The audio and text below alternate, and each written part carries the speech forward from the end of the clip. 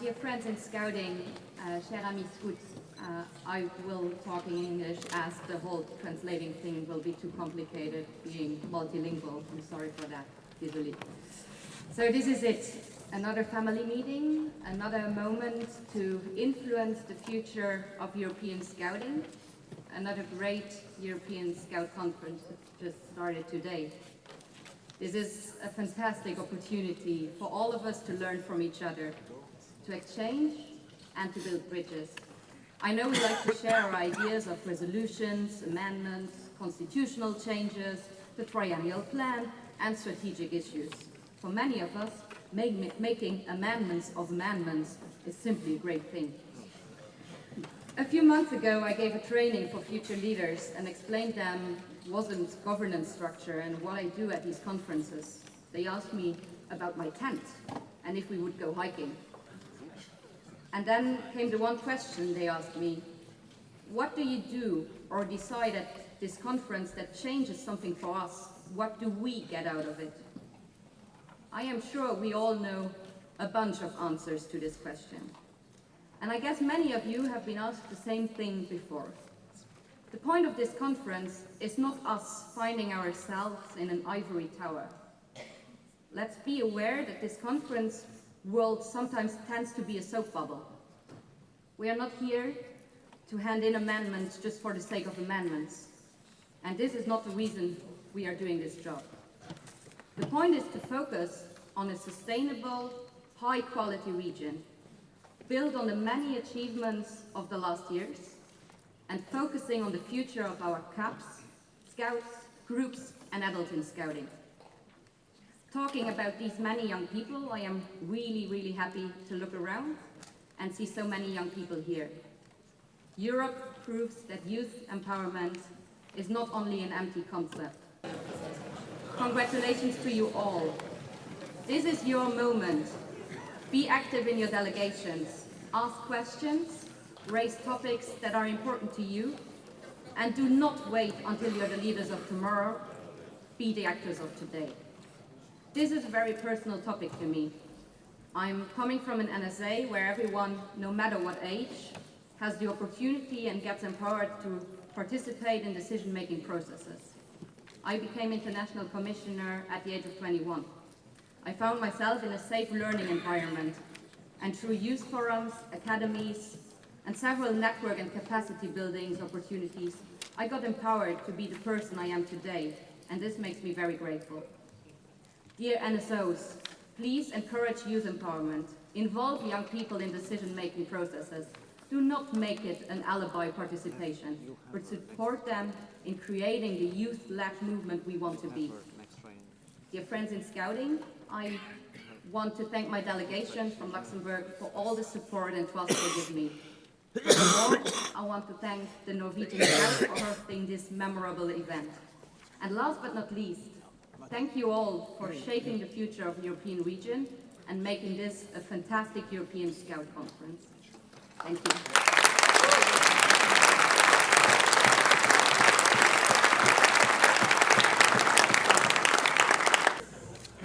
This was not written there, but I can tell you something. In my last days as Secretary General, I visited Luxembourg and I met this young lady. I think she was 15 or 16 at that time. And I said to myself, she's going to go far. And today she's presiding a session. Bravo. The first thing I want to share with you is that Mrs. Kirsty Brown, the chairperson of the World Honors and Awards Committee, is sending her apologies for not being with you today. She's from Australia and she found that the trip was maybe a little bit long and a little bit far. I hope I will replace her up to her standard. The second thing I want to say is that when you take a former Secretary General off the shelves, dust him, dress him up properly, and point him in the right direction, there is a risk that you give him the opportunity to share memories, and I will share two with you. The first is that exactly 20 years ago, in 1996, when some of you were at college, others at primary school, others at kindergarten, and I bet some of you were not born, whose home holds its 34th World Scout Conference in Norway. And I'm glad to acknowledge here today the presence of Runar Bakke, the then chairman of the Norwegian host committee, with whom I had the privilege to work for that world event. Runar, where are you? He has disappeared from the room. I know he's there. He's there.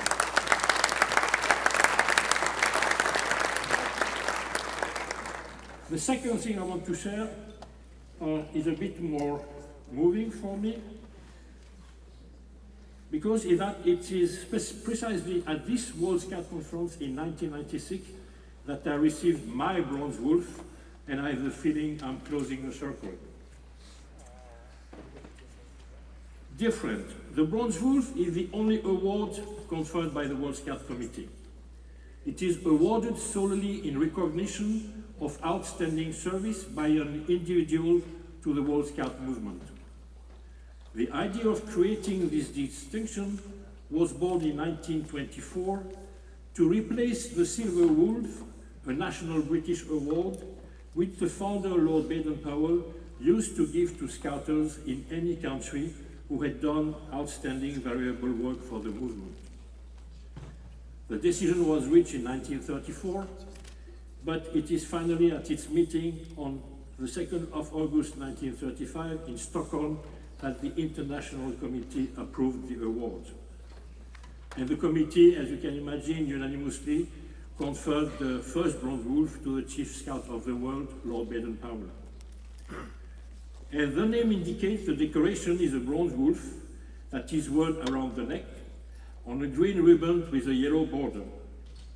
The bronze was deliberately chosen in preference to such noble metal as gold or silver to underline the spirit of simplicity of the movement. It was thought that the highest award in the movement should consist of something having almost no intrinsic value. During the first 20 years of this distinction, only 14 awards were made. Today, the Bronze Wolf is still the only award conferred by the World Scout Committee, the successor of the International Committee. It is still given solely in recognition of outstanding service by an individual to the World Scout movement. Today, 82 years after the institution of the awards, a total of 353 Bronze Wolves have been confirmed. Around 200 of our brothers and sisters have gone home, but fortunately around 153 are still with us. The first scout leader we are going to recognize today is Therese Birmingham, the Chief Commissioner of Scouting Ireland. Therese, may I ask you to join us on stage? And Goran will read the citation. Hi. Professionally, Therese Birmingham is a taxation consultant. She set up her own practice in 1989. Therese, driven by her desire to provide consistent and persistent positive experience to young people in Scouting, she championed the cause of quality leadership and training throughout the 1980s. The work culminated in her appointment as National Training Commissioner in 1993, an election to the National Executive Board that year. Her leader training framework and adult resources policies were widely acknowledged as being innovative and effective by other Scout associations in Europe, particularly in the former Eastern Bloc countries. Therese introduced adult resource policies in Ireland and set up a quality leader training programs in Poland, Slovenia, Romania, and Serbia. This work underpinned the re-establishment and development of Scouting ethos in these countries at the critical period for them. Her exceptional service to Irish Scouting over the years has been acknowledged by both associations, and in 2003, Therese was awarded the Silver Shamrock by Scouting Ireland. Therese was elected to the European Scout Committee in 1998. Therese was re-elected to the European Scout Committee in 2001 and was appointed chairperson, the first woman to hold this position. Her time as chairperson is highly regarded as a time of focus on the issue of growth in the European region, where her leadership managed to keep a united European region. Therese was elected to the World Scout Committee in 2005 and was appointed vice chairman. In addition to her role as vice chairman, she was a very active member of both the audit and the budget committee. In the triennium 2008 to 2011, she was the chairman of Scouting Profile Committee. Under her leadership, substantial work was carried out on the Scouting's brand, which is now protected in the World Scout Constitution. Therese's service to national, regional and World Scouting clearly demonstrates the significant impact she has had on the movement. In her commitment to achieving results, the example she has set for others and the change she has introduced to the frameworks and policies of the movement. Her work on keeping Scouts safe from harm was adopted by the World Scout Conference and continues to contribute to ensuring safety for all Scouts around the world.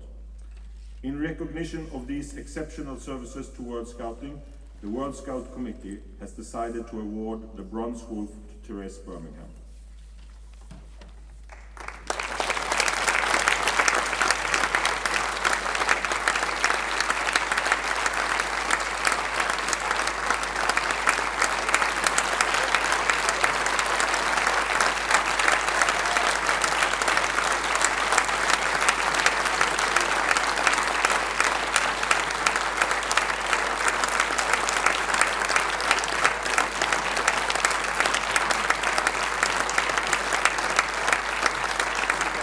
The second Scout leader we are going to recognize tonight is Amos Ilani from Israel. May I ask Amos to join and other participants.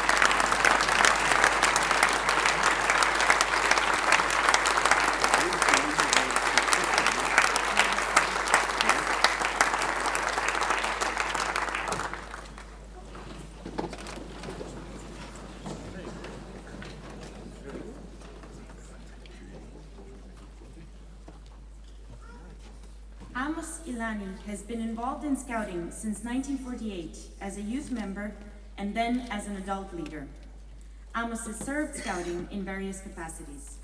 Volunteer head of Tel Aviv's largest Scout group for 15 years, chairman of the International Relations Committee of the Israel Boy and Girl Scouts Federation, international commissioner, founder and member of the board of the International Forum of Jewish Scouts since 2006. Amos's activities at national level could be considered as normal activities from a national leader. However, because of the sensitivity of the issue and the personal strong involvement of Amos, this deserves to be recognized by World Scouting. Amos is currently Chief Commissioner of the Israel Boy and Girl Scouts Federation, Chairman of the Committee for Relations between Israeli and German Scouts since 1988, Vice President of the International Forum of Jewish Scouts, representative of the Scout movement in the Israeli Public Council for Youth Exchange. He created and strengthened the dialogue between ethnic groups in Israel and Palestinian territories. He has promoted the participation of the 6 associations of the Israeli Federation in the international events abroad and recently was involved in the realization of an innovative coexistence project with dramatic results in bringing different communities together. At regional and world level, Amos initiated in 1996 a motion to support the recognition of the Palestinian Scouts within WASM with Morris Zilka and Jacques Brion. He has led the exchange program between Israeli and German Scouts since 1988, with approximately 200 groups having been exchanged between the two countries, and the participation of over 3,000 young Scouts and adult leaders. Amos has strengthened Scouting within Jewish communities worldwide and has actively participated in the preparations of the Faiths and Beliefs zones for the last 3 World Scout Jamborees in 2007, 2011, and 2015, the best rated activity of the last World Jamboree. Amos's activities at regional and world level certainly denote a strong will and tireless involvement in further enhancing Scouting at world level and enhancing relations between Israeli Scouts and Scouting in other countries. he has dedicated more than 65 years to the Scout movement and influenced generations of young people in Israel and other countries. Amos is a tireless worker, creating consciousness of peace and comprehension in a region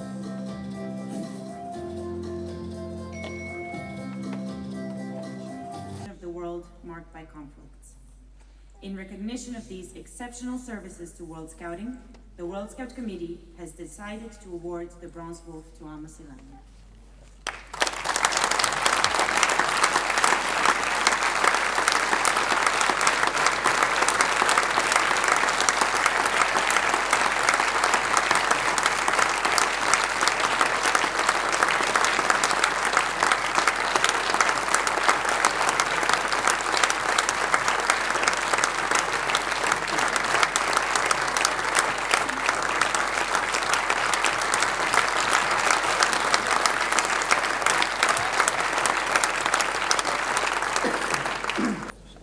The third and unfortunately last Scout leader we are going to recognize tonight is Mark Lombard from Switzerland. May I ask Moot and Mark to join me on stage. Mark Lombard was a member of Swiss Scouting. He started as a Cub Scout, then became Scout, Rover Scout and Troop Leader. He completed his Wood Badge training and then became a Scout branch leader. After university, Mark worked for 5 years in the public education system before joining Scouting as a professional in 1984 as director of the Kandersteg International Scout Center, a position he held until 1992.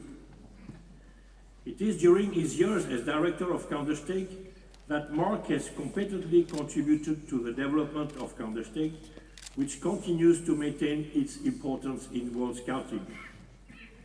He took responsibility when the center was having financial difficulties, and he had the difficult task to motivate young people from all around the world to come to Kandersteg. Mark created 2 awards, the High Alpine Awards and the International Friendship Award.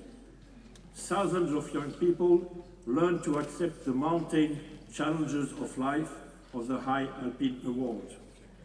This was all part of Mark's ambition to re-establish Kandersteg and the International Scout Center worldwide, a WUSM center. As a result, he created the title of Mini Permanent Jamboree, which is still in use today, with some 6,000 to 8,000 guests per year and 20,000 to 30,000 overnights. To complete his vision, Mark wanted to host an international Scout event, which resulted in the 1992 Rover Moot, for which he was deputy chief and welcomed 2,000 rovers from 52 countries. With the supportive committee, he implemented major renovation and projects, such as the new chalet, renovation of campsite, and the new Candle Lodge project, for which Mark was chairman of the building commission. Mark was also responsible for a number of parallel projects, such as the European Scout Center Network and the USA-Europe Camp Staff Exchange Program. Mark ended his professional position in 1992 with 50,000 guests and around 50,000 overnight. After completing his time at Kandersteg, Mark became Secretary General of the Swiss Scout movement for 7 years until 1999 and was self-employed until 2011, when he took the job of CEO of a foundation teaching kids sustainable development. As a volunteer in Scouting, Mark was a member of the Kandersteg International Scout Center Committee from 1992 to 2012 and was its vice chairman from 1992 to 2010.